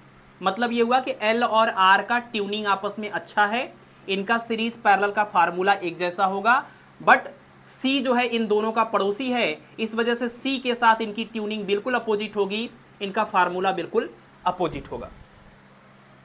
अगर हम इंडक्टर और रजिस्टर की बात करें तो रजिस्टर के केस में R is equal to R1 plus R2 plus R3, ये आपको सबको पता है कि सीरीज कॉम्बिनेशन में रजिस्टर का फार्मूला ऐसा होता है। और R का ये दूर का रिश्तेदार हुआ L, तो L का भी फार्मूला बिल्कुल सेम होगा, L is equal to L1 plus L2 plus L3 हो जाएगा। लेकिन जो C है वो R का और L का दोनों का पड़ोसी है, बिल्कुल अपोजिट चलता है हमेशा ये। तो आप देखिए, जब सीरीज में ये ऐसे और ऐसे था तो ये अपान के फॉर्म में चल रहा था। बिल्कुल यहाँ पर देख लीजिए, पैरेलल कॉम्बिनेशन में रेजिस्टेंस ऐसा होता है, तो रेजिस्टेंस जैसा होता है वैसे इंडक्टेंस का भी पैरेलल कॉम्बिनेशन हो जाएगा। लेकिन C इनका पड़ोसी होने की वजह से ये उल्टा चल रहा है, ये 1 अपान के फॉर्म में चल रहा है तो ये ऐसा चल रहा है। ये जब नॉर्मल चल रहे थे तो ये आपका 1 के अपान में चल रहा है, ठीक है। तो ये LCR सर्किट में LCR करके आप अगर सीरीज पैरेलल याद करना चाहे तो कर सकते हैं, ठीक है। नेक्स्ट टॉपिक है, आपसे कभी कभार ऐसा होता है कि ये पूछ लेते हैं कि इंडक्टेंस को मेजर करने के लिए कौन सा मेथड यूज़ करते हैं, कैपेसिटेंस को मेजर करने के लिए कौन सा मेथड यूज़ करते हैं, हाई रेजिस्टेंस को कैसे मेजर किया जाएगा, तो ये सब इस तरह के टर्मिनोलॉजी आते हैं। तो ये 3-4 नाम लिखे हुए हैं। इंडक्टेंस को मेजर करने के लिए एंडरसन ब्रिज है, मैक्सवेल ब्रिज है और ओवेंस ब्रिज है, ठीक है। इंडक्टेंस L को मेजर करने के लिए ये 3 टर्मिनोलॉजी हैं। और कैपेसिटेंस की बात करें तो कैपेसिटेंस के लिए ये 3 तरह के आपके ब्रिजेज बनाए जाते हैं, सर्किट बनाए जाते हैं। डी साउडी ब्रिज है, वीन्स ब्रिज है और सियरिंग ब्रिज है। ये दोनों का नाम स्पेशल है आपके लिए, ये दोनों के नाम बहुत स्पेशल हैं। वीन्स ब्रिज और सियरिंग ब्रिज दोनों से हम कैपेसिटेंस को मेजर करते हैं। ठीक है, अब ये मत पूछ लीजिएगा कि वीन्स ब्रिज से कैसे कैपेसिटेंस मेजर करते हैं। अगर वो कैसे में जाएंगे तो फिर ये इस जीवन में फिजिक्स नहीं पूरा हो पाएगा। वीन्स ब्रिज से कैसे कैपेसिटेंस मेजर करते हैं ये जानना ही नहीं है आपको, बस इतना जानना है कि वीन्स ब्रिज से कैपेसिटेंस मेजर करते हैं और इसका कोई डेरिवेशन नहीं होगा, ये याद ही करना होगा, कोई तरीका नहीं इसका। सियरिंग ब्रिज से भी कैपेसिटेंस ही मेजर करते हैं, ये भी याद ही करना है, कुछ और नहीं करना है इसका। ठीक है, और वीन्स ब्रिज इसलिए भी स्पेशल है क्योंकि एसी फ्रीक्वेंसी जो होती है, अल्टरनेटिंग करंट की फ्रीक्वेंसी को मेजर करने के लिए हम लोग वीन्स ब्रिज का इस्तेमाल करते हैं। इसका एक्सपेरिमेंट किया होगा आपने बीएससी वाली क्लासेस में अपनी। तो एसी फ्रीक्वेंसी के लिए भी ये पूछा जाता है, तो इसलिए ये बहुत स्पेशल हो जाता है। अल्टरनेटिंग करंट की फ्रीक्वेंसी को मेजर करने के लिए हम वीन्स ब्रिज नाम का सर्किट यूज करते हैं। रेजिस्टेंस के लिए आपको पता है post office box, metre bridge, Carey Foster bridge, ये सब का नाम पता है। स्पेशल यहाँ पर एक नाम ये आता है लीकेज मेथड। रेजिस्टेंस को मेजर करने का जो लीकेज मेथड होता है वो स्पेशली बहुत ही हाई रेजिस्टेंस जिसकी होती हैं उनके मेजरमेंट के लिए ये मेथड हम लोग यूज़ करते हैं। वैसे तो कैरी फोस्टर भी हाई रेजिस्टेंस के लिए यूज होता है, बट ये एक एग्जैक्ट रेजिस्टेंस ना मेजर करके ये उसका डिफरेंस मेजर करता है, x minus L Y equal to rho L2 minus L1। ये आपने फार्मूला देखा था, थियरी वाले रिकॉर्डेड लेक्चर में देखा होगा, नहीं तो मॉर्निंग वाली क्लास में रिवीजन में आप देख लीजिएगा। कैरी फोस्टर ब्रिज भी हाई रेजिस्टेंस को मेजर करने के लिए, उनके डिफरेंस को मेजर करने के लिए यूज किया जाता है। इसको मॉडिफाइड मीटर ब्रिज भी बोलते हैं। ठीक है, हाई रेजिस्टेंस के लिए leakage method, Wien's bridge capacitance के लिए, वीन्स ब्रिज एसी फ्रीक्वेंसी के लिए, मैक्सवेल ब्रिज और एंडरसन ब्रिज ये आपके इंडक्टेंस के लिए। तो ये दो नाम इसके, एक नाम यहाँ पर ये और यहाँ पर ये लास्ट वाला जो नाम है ये ज़्यादा इंपॉर्टेंट है, ये इनके ऊपर सवाल पूछे जाते हैं, बाकी पूछ तो कुछ भी सकते हैं एग्जाम में। ठीक है, नेक्स्ट है अल्टरनेटिंग करंट। और अल्टरनेटिंग करंट में आपके अगर सिलेबस की बात करें तो बहुत ज़्यादा कुछ मेंशन नहीं है, मैं ऐसे ही बता देता हूँ सिलेबस में जो टॉपिक मेंशन किया गया है, बट हमने यहाँ पर कुछ एडिशनल पॉइंट इसलिए लिखे हुए हैं ताकि आप उनको रिलेट कर पाएँ आपस में। ठीक है, जैसे अल्टरनेटिंग करंट से मैं बता दे रहा हूँ क्या लिखा हुआ है, सिर्फ आपके सिलेबस में है alternating current, LCR circuit series and parallel resonance, यानी अल्टरनेटिंग करंट और क्वालिटी फैक्टर। तो अल्टरनेटिंग करंट में देखा जाए तो ये सारे नाम तो मेंशन ही नहीं है उस हिसाब से, मगर मुझे देखा जाए तो ये तो पढ़ाना ही नहीं चाहिए था, लेकिन हमने इसको इसलिए लिखा हुआ है क्योंकि आप ऐसे बहुत सारे पॉइंट से रिलेट कर पाएँ, और क्वेश्चन का भरोसा नहीं होता है कि वर्ड टू वर्ड ही एग्जाम में पूछा जाएगा। ठीक है, हर एक बात को बैलेंस करने के लिए ये करना पड़ेगा। तो अल्टरनेटिंग करंट में अब अल्टरनेटिंग करंट क्या होता है, अल्टरनेटिंग वोल्टेज क्या होता है, ये फार्मूला कैसे आया ये नहीं पढ़ना है, सीधे याद रखिए कि अल्टरनेटिंग वोल्टेज का ये फार्मूला होता है E equal to E naught sine omega T. Sinusoidal nature होता है, मतलब इस तरीके से ये वेरी होता है। ठीक है ना, पीरियोडिकली रिपीट होता है, मिनिमम मैक्सिमम जीरो, फिर अपोजिट डायरेक्शन में मैक्सिमम, फिर जीरो, फिर वही सेम चीज़ जो यहाँ पर हुआ वही सेम चीज़ ऐसे बार बार रिपीट होता जाएगा। तो साइनोसोडल तरीके से आपका अगर मैग्नीट्यूड और डायरेक्शन दोनों रिपीट हो रहा है तो इस चीज़ को हम लोग बोलते हैं अल्टरनेटिंग नेचर का EMF हो गया और ये करंट हो गया। ठीक है, अगर आप इसको रेजिस्टेंस से डिवाइड कर देंगे तो आपको ये मिल जाएगा। तो E is equal to E naught sine omega T, I is equal to I naught sine omega T. इसमें जो E नॉट है वो क्या है, तो E नॉट का मतलब है NBA ओमेगा। एक्चुअल में अल्टरनेटिंग करंट को यूज़ करने के लिए, प्रोड्यूस करने के लिए जो हम लोग जनरेटर यूज़ करते हैं, वो जनरेटर आपको पता है कि जनरेटर में हम लोग एक कॉइल लेते हैं और इस कॉइल को मैग्नेटिक फील्ड के अंदर रोटेट करते हैं।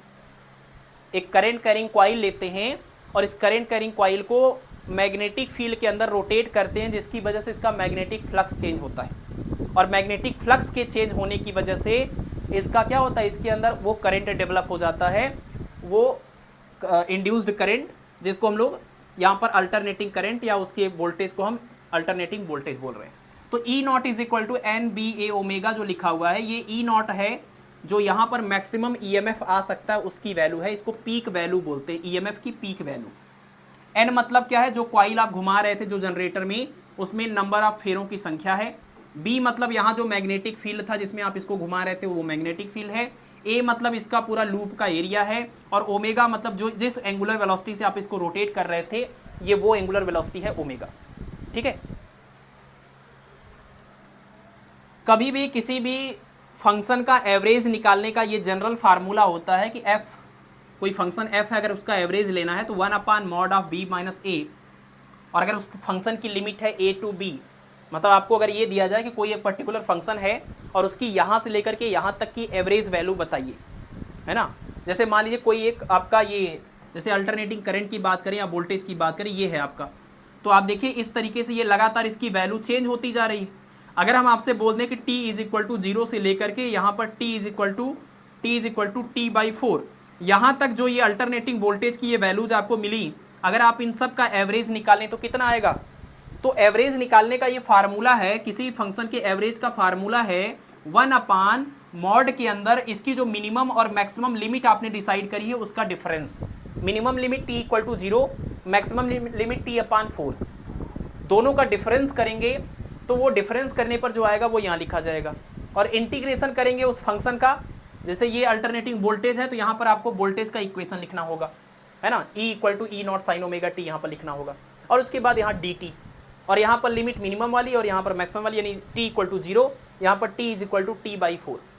ठीक है, इस तरीके से आप किसी भी फंक्शन का एवरेज निकाल सकते हैं। ये एक जनरल फार्मूला हमने बताया आपको एवरेज निकालने का। बात यह है यहाँ पर कि आपसे अल्टरनेटिंग करंट के पहले हाफ साइकिल का ही एवरेज पूछें ये जरूरी नहीं है, पहले हाफ साइकिल का ही एवरेज आपसे एग्जाम में पूछें ये जरूरी नहीं है, बट पहले हाफ साइकिल का जो एवरेज होता है वो आप इस फार्मूले से निकालेंगे तो यही आएगा। और ये वाली वैल्यू तो रटी रटाई है, ये आपको याद भी होनी चाहिए कि पहले आधे साइकिल के लिए अल्टरनेटिंग करंट या अल्टरनेटिंग वोल्टेज की ये एवरेज वैल्यू होती है। दूसरे आधे साइकिल के लिए जो एवरेज वैल्यू आती है वो जस्ट इतनी आएगी, लेकिन माइनस में आएगी।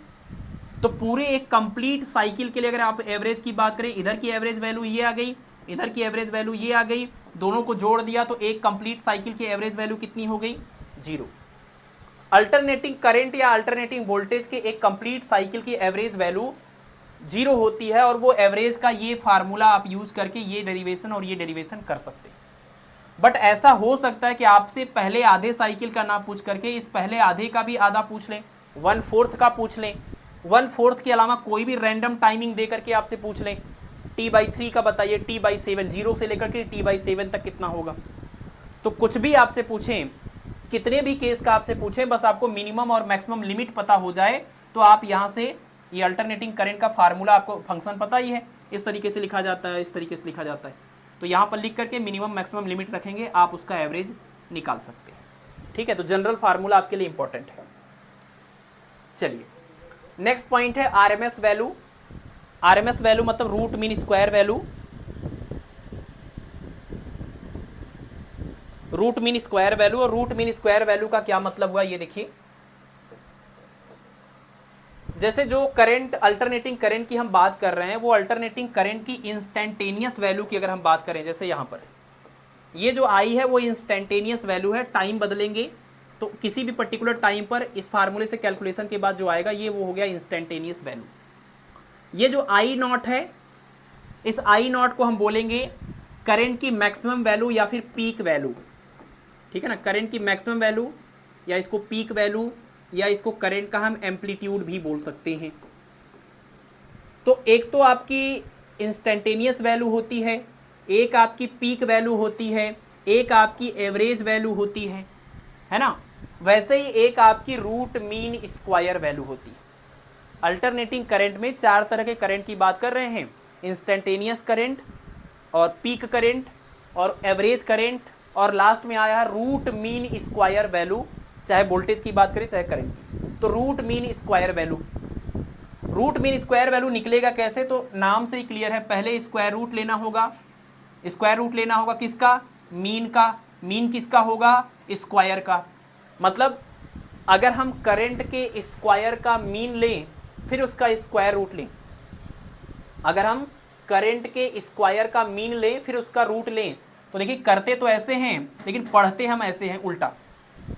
जो काम हमने यहाँ पर किया है पढ़ते उससे बिल्कुल उल्टा है। तो रूट मीन स्क्वायर करंट। लेकिन हमने किया क्या, करंट का पहले स्क्वायर किया, फिर उसका मीन लिया, एवरेज लिया इस वाले मेथड को यूज करके, फिर उसके बाद उसका स्क्वायर रूट लिया, तो ये हो गया रूट मीन स्क्वायर करंट। और वोल्टेज का होगा तो वोल्टेज लिख लेंगे वी स्क्वायर या ई स्क्वायर बार और यहाँ पर स्क्वायर रूट।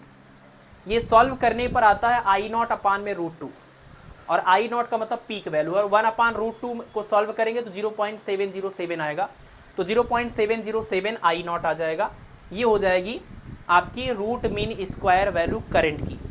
अगर वोल्टेज की बात हो तो वोल्टेज के केस में हो जाएगा 0.707 और यहाँ पर हो जाएगा ई नॉट। ठीक है, तो एक साइकिल के लिए रूट मीन स्क्वायर वैल्यू इतनी आती है, जबकि एवरेज वैल्यू 0 आती है। और इंपॉर्टेंट बात यहाँ पर यह है कि जब हम अल्टरनेटिंग करंट को मेजर करते हैं, जैसे न्यूमेरिकल्स जब इसके आते हैं, आपको दिया जाएगा कि अल्टरनेटिंग करंट की वैल्यू इतनी है, तो वो जो अल्टरनेटिंग करंट की वैल्यू या अल्टरनेटिंग वोल्टेज की वैल्यू आपको देते हैं, वो कौन सी वैल्यू होती है। 4 वैल्यू आपने देखा, एक तो आपका आई है, एक तो आपका दूसरा आई नॉट आपने देखा, फिर आपने आई बार देखा, फिर आप आई आर एम एस की बात कर रहे हैं। तो अल्टरनेटिंग करंट या अल्टरनेटिंग वोल्टेज को जब हम मेजर करते हैं, तो उस मेजरमेंट से जो इंस्ट्रूमेंट से हमें वैल्यू मिलती है वो रूट मीन स्क्वायर वैल्यू मिलती है।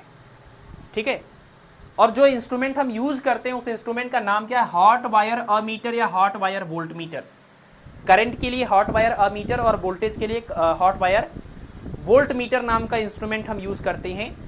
नॉर्मल जो मूविंग कॉइल गैल्वेनोमीटर था, जो हमने डीसी करंट को मेजर करने के लिए यूज किया था, पीछे की क्लास में पढ़ा भी था कि गैल्वेनोमीटर को अमीटर में कैसे बदलें, गैल्वेनोमीटर को वोल्टमीटर में कैसे बदलें करंट या वोल्टेज को मेजर करने के लिए। वो सिर्फ डीसी के लिए था, डायरेक्ट करंट के लिए था। डायरेक्ट करंट जो होता है उसको मेजर करने के लिए हम मूविंग कॉइल गैल्वेनोमीटर यानी कि नॉर्मल अमीटर या नॉर्मल वोल्टमीटर यूज कर सकते हैं, जो कि मैग्नेटिक इफेक्ट के ऊपर बेस्ड होता है करंट की। आपने गैल्वेनोमीटर के बेसिक प्रिंसिपल में पढ़ा हुआ है कि उसके अंदर करंट पास होने से क्या होता है कि एक मैग्नेटिक फील्ड क्रिएट होती है, जिसकी वजह से टॉर्क लगता है, और उस टॉर्क की वजह से आपका कॉइल रोटेट होता है, जिसकी वजह से आपको डिफ्लेक्शन मिलता है। जो मूविंग कॉइल गैल्वेनोमीटर होता है वो magnetic effect of electric current के ऊपर बेस्ड होता है। वो सिर्फ और सिर्फ आपको डायरेक्ट करंट या उसका वोल्टेज मेजर करने के काम आएगा। अगर आपको अल्टरनेटिंग करंट मेजर करना है तो आप इससे मेजर नहीं कर पाएंगे, क्योंकि अल्टरनेटिंग करंट की बात यह है कि इसका साइकिल जो है, इसका डायरेक्शन आप देखिए, पहले ये अलग डायरेक्शन में फ्लो हो रहा था, वैल्यू चेंज हो रही थी, फिर ये अलग डायरेक्शन में फ्लो होने लगा और वैल्यू चेंज हो रही थी। तो वैल्यू चेंज होने से तो प्रॉब्लम नहीं है, लेकिन इसका डायरेक्शन इतनी तेजी से बदल रहा है। और ये चीज़ आपको पता है कितने साइकिल बनता है, 50 साइकिल बनता है 1 सेकेंड में। जो हमें घरेलू हम लोग बिजली यूज़ करते हैं वो 50 हर्ट्ज उसकी फ्रीक्वेंसी होती है। 1 सेकेंड में 50 बार ये साइकिल उसका चेंज होता है, मतलब 100 बार उसके डायरेक्शन चेंज होंगे। और 1 सेकेंड में 100 बार अगर आप डिफ्लेक्शन के लिए डायरेक्शन चेंज कर रहे हैं, 100 बार इधर जाने को बोलेंगे, 100 बार इधर जाने को बोलेंगे, सॉरी 50 बार इधर जाने को बोलेंगे, 50 बार इधर जाने को बोलेंगे। इतने कम टाइम में इतनी स्पीड से डायरेक्शन चेंज होने पर अल्टरनेटिंग करंट के, ये आपका जो मैग्नेटिक इफेक्ट ऑफ करंट वाला ये जो इंस्ट्रूमेंट है वो इनर्सिया की वजह से ना तो इधर जाएगा और ना ही इधर जाएगा, मतलब ये मेजरमेंट नहीं कर पाएगा, है ना। तो अल्टरनेटिंग करंट को मेजर करने के लिए हम लोग ये इंस्ट्रूमेंट यूज़ नहीं कर सकते जो कि मैग्नेटिक इफेक्ट के ऊपर बेस्ड होता है, वो काम नहीं करेगा। हम इसके लिए यूज़ करते हैं हीटिंग इफेक्ट के ऊपर बेस्ड इंस्ट्रूमेंट, जिसका नाम है हॉट वायर अमीटर या हॉट वायर वोल्ट मीटर। और यहाँ पर ये इससे पता ही चल रहा है आपको कि हॉट वायर मतलब हीटिंग इफेक्ट की बात हो रही है। तो अल्टरनेटिंग करंट के लिए, यानी ये मैग्नेटिक फील्ड का डायरेक्शन जो बार बार बदल रहा था करंट के डायरेक्शन के बदलने की वजह से, वो प्रॉब्लम ना आए, इसलिए हमने जो डिवाइस बनाया हुआ वो हीटिंग इफेक्ट के ऊपर बेस्ड है। मतलब जितना ज़्यादा करंट जाएगा उतना ज़्यादा हीटिंग इफेक्ट होगा, और उस हीटिंग इफेक्ट के बेसिस पर वो आपको डिफ्लेक्शन देगा।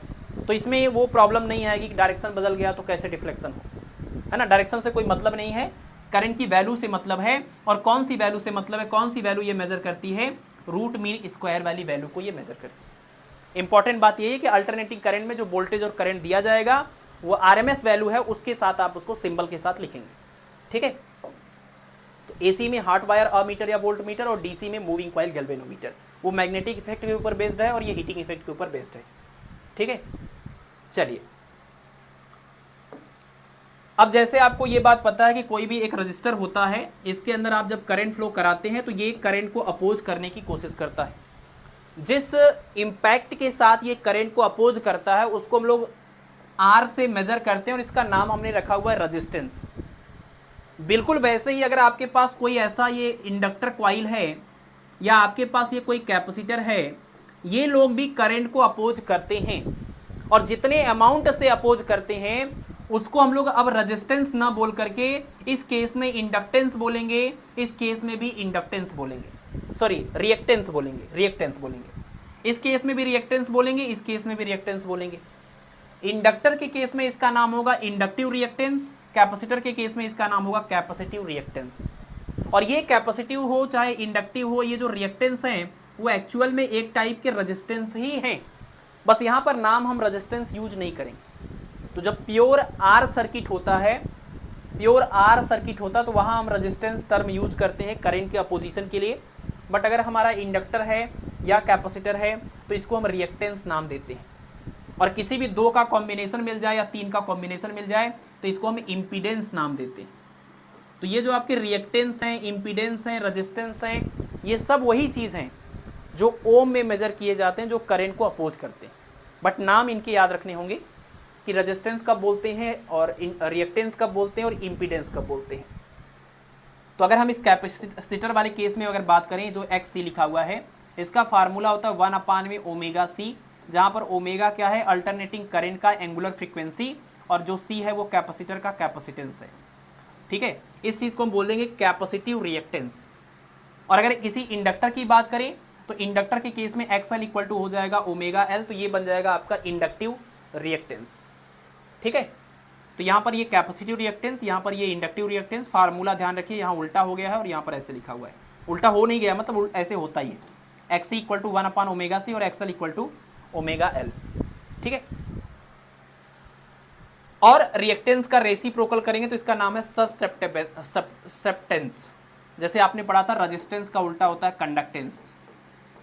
रेजिस्टेंस का जो रेसिप्रोकल होता है उसको हम लोग कंडक्टेंस बोलते हैं। Conductance equal to 1 resistance, pure R circuit के केस में। लेकिन एल सर्किट के केस में क्या लिखेंगे या सी सर्किट के केस में क्या लिखेंगे, 1 रिएक्टेंस को क्या बोलेंगे, ससेप्टेंस, ये इसका नाम है, इसको आप देख लीजिएगा। अगर किसी दो का कॉम्बिनेशन अगर यूज हो जाए तो ऐसे में हम इस चीज को बोलते हैं इम्पीडेंस और जेड से रिप्रेजेंट करते हैं, और उस इम्पीडेंस के रेसिप्रोकल को हम एडमिटेंस बोलेंगे। रेजिस्टेंस का उल्टा कंडक्टेंस, रिएक्टेंस का उल्टा ससेप्टेंस और इम्पीडेंस का उल्टा एडमिटेंस। ये तीनों का रेसिप्रोकल आप याद कर लीजिए। ठीक है, एक्सएल और एक्ससी का फार्मूला आपने यहाँ पर देख लिया, और जो इम्पीडेंस जेड की बात करेंगे इसका फार्मूला ये लिखा हुआ है √XL माइनस में XC होल स्क्वायर और प्लस में R का स्क्वायर। ठीक है,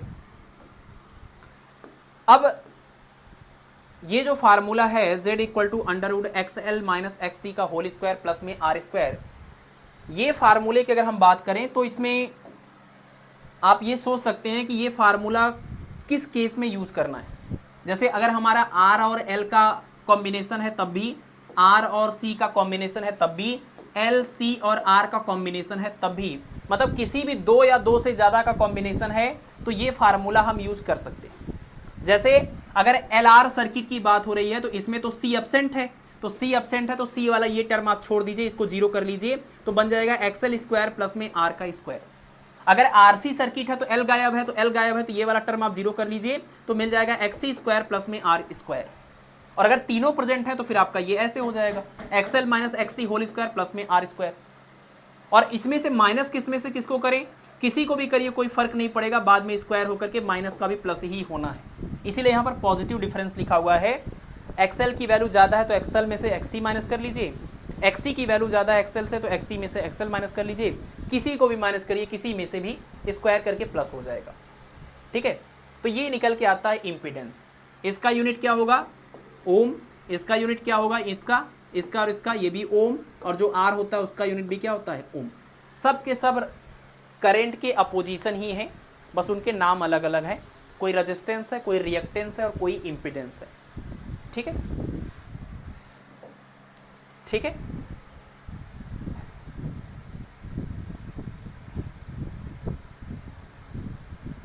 चलिए नेक्स्ट है हमारा यहाँ पर जो पॉइंट है वो है टाइम कांस्टेंट का फार्मूला। और ये जो टाइम कांस्टेंट का जो फार्मूला है, टाइम कांस्टेंट का ये जो फार्मूला, देखिए स्लाइड तो अभी बहुत सारे हैं बट अब पढ़ाएंगे नहीं, बस यही यहाँ पर एंड करेंगे, इसके बाद हम अगली क्लास में पढ़ेंगे। ठीक है, टाइम कांस्टेंट की अगर बात करें तो इंडक्टर के केस में और कैपेसिटर के केस में, जैसे ये जो हमारा इंडक्टर है, इसमें जब हम करंट फ्लो कराते हैं तो करंट की वैल्यू धीरे धीरे जब इंक्रीज होती है, तो करंट की वैल्यू जब इसमें इंक्रीज होती है तो उसका हमारे पास फार्मूला है I = I0 1 - e⁻ t/टाउ। किसी भी इंडक्टर में ग्रोथ ऑफ करंट का ये फार्मूला होता है I = I0 1 - e⁻t/टाउ। वहां जो टाउ लिखा है उसी टाउ को हम बोलते हैं टाइम कांस्टेंट। ठीक है, लेकिन जब इसमें जो हमने सोर्स लगाया था, अगर हम उस सोर्स को हटा लें तो क्या होता है कि ये करंट की जो वैल्यू बढ़ रही थी वो अब घटना स्टार्ट हो जाती है। तो जब करंट की वैल्यू घटना स्टार्ट हो जाती है तो डीके ऑफ करंट का अगर एक्सप्रेशन देखें बिल्कुल ऐसा ही होगा, बस ये 1 वाला जो टर्म होगा ये हटा देंगे तो I = I0 e⁻t/टाउ आ जाएगा। ये डीके ऑफ करंट का फार्मूला हो जाएगा। तो ग्रोथ ऑफ करंट और डीके ऑफ करंट किसी भी इंडक्टर के अंदर, ये दोनों जो फार्मूले आपने यूज किए हैं इनके ऊपर सवाल आता है, और एक सवाल आपके प्रीवियस ईयर में आया भी है। ठीक है, एक सवाल इसके ऊपर आया हुआ है। और बिल्कुल वैसा ही कैपेसिटर के केस में भी हो सकता है, कैपेसिटर के केस में भी हो सकता है। कैपेसिटर में क्या होता है, कैपेसिटर को हम चार्ज करते हैं, डिस्चार्ज करते हैं। तो कैपेसिटर में क्या होता है कि करंट की बात न करके हम चार्ज की बात करते हैं, वहां पर चार्ज स्टोर होता है। तो चार्जिंग ऑफ कैपेसिटर का फार्मूला बिल्कुल ग्रोथ ऑफ करंट का फार्मूला होगा। जैसे इंडक्टर में करंट की वैल्यू ग्रो कर रही थी तो ये फार्मूला था, वैसे ही कैपेसिटर में जब चार्ज की वैल्यू ग्रो करेगी, मतलब चार्जिंग के केस में बिल्कुल इससे मिलता जुलता फार्मूला होगा, बस ये करंट के टर्म में होगा और ये चार्ज के टर्म में होगा। ये इंस्टेंटेनियस वैल्यू है किसी टाइम टी पर, और ये आपकी पीक वैल्यू है, मैक्सिमम वैल्यू है। ठीक है, और जैसे इसमें डीके ऑफ करंट का एक्सप्रेशन था बिल्कुल वैसा ही आपका ये हो जाएगा, डिस्चार्जिंग ऑफ कैपेसिटर का फार्मूला। ये जो 1 वाला टर्म है वो आपको यहाँ पर हटा देना है। तो ये जो टाइम कांस्टेंट यहाँ पर लिखे हुए हैं, जब बात ये वाले टाइम कांस्टेंट की हम करें तो इंडक्टर के फार्मूले में जो टाउ आया है, जो टाइम कांस्टेंट आया है, उसको हम बोलेंगे इंडक्टिव टाइम कांस्टेंट। और कैपेसिटर वाले फार्मूले में जो टाइम कांस्टेंट आया है इसको हम बोलेंगे कैपेसिटिव टाइम कांस्टेंट। और कैपेसिटिव टाइम कांस्टेंट का जो फार्मूला है वो है C/R। इंडक्टिव टाइम कांस्टेंट का फार्मूला है L/R। और आपसे एग्जाम में सवाल उल्टा करके पूछते हैं, टाइम कांस्टेंट के नाम से सवाल नहीं आता है, जो सवाल आता है वो इस नाम से आता है कि L/R का यूनिट बताइए, L/R का डायमेंशन बताइए, या इसका उल्टा कर देंगे, कहेंगे R/L का यूनिट बताइए, R/L का डायमेंशन बताइए। तो अगर आपको L/R के बारे में पता है तो उसके उल्टे का भी बता देंगे उल्टा करके। वैसे ही C/R के बारे में पूछा जाता है, यूनिट बताइए, डायमेंशन बताइए, है ना। तो ये चीज़ जब भी पूछी जाए आपसे L/R या C/R के बारे में, तो ये ध्यान रहे कि ये पूरा टर्म टाइम कांस्टेंट है, ये पूरा टर्म टाइम कांस्टेंट है, मतलब एक टाइप का टाइम है। तो ये सेकंड में ये भी आता है, सेकंड में ये भी आता है, दोनों का डायमेंशन t हो जाएगा। ठीक है, तो L/R इंडक्टिव टाइम कांस्टेंट और C/R कैपेसिटिव टाइम कांस्टेंट होता है। ठीक है, चलिए अभी इसके बाद इलेक्ट्रोमैग्नेटिक वेव वाला भी पोर्शन है, और इसमें भी कुछ और पोर्शन है बट इसको हम छोड़ रहे हैं, अब अगली क्लास में पढ़ेंगे, है ना। बिना ज़बरदस्ती क्लास लेने का कोई मतलब नहीं है। तो इस चीज़ को अब हम अगली क्लास में करेंगे। यहाँ तक हो गया है, और आपके लिए ज़्यादा भी ना हो जाए, नहीं तो आप लोग मैनेज नहीं कर पाते हैं चीज़ों को। तो आपके लिए इतना बहुत ज़्यादा है, आज 1.5 घंटे क्लास हो गई है। अब ये जो बचा हुआ पोर्शन है अल्टरनेटिंग करंट का, और ये पूरा जो आपका इलेक्ट्रोमैग्नेटिक वेव है, ये पोर्शन को हम करेंगे अगली क्लास में। और अगर समय बचा और आप लोग अगर पढ़ने के लिए तब तक रेडी रहे तो फिर उसके बाद हम उसी में कुछ क्वेश्चंस भी ऐड कर लेंगे। ठीक है, वैसे तो मेरा पूरा प्लान था कि आज यहाँ तक ये कंप्लीट हो जाएगा, तो थियरी पूरा हो जाएगा अगली क्लास में, और अगली क्लास में न्यूमेरिकल करेंगे। बट कोई नहीं, अब इन बचे हुए पोर्शन को अगली क्लास में कवर करेंगे, और टाइम बचेगा तो फिर कुछ न्यूमेरिकल करेंगे। ठीक है, चलिए, ओके।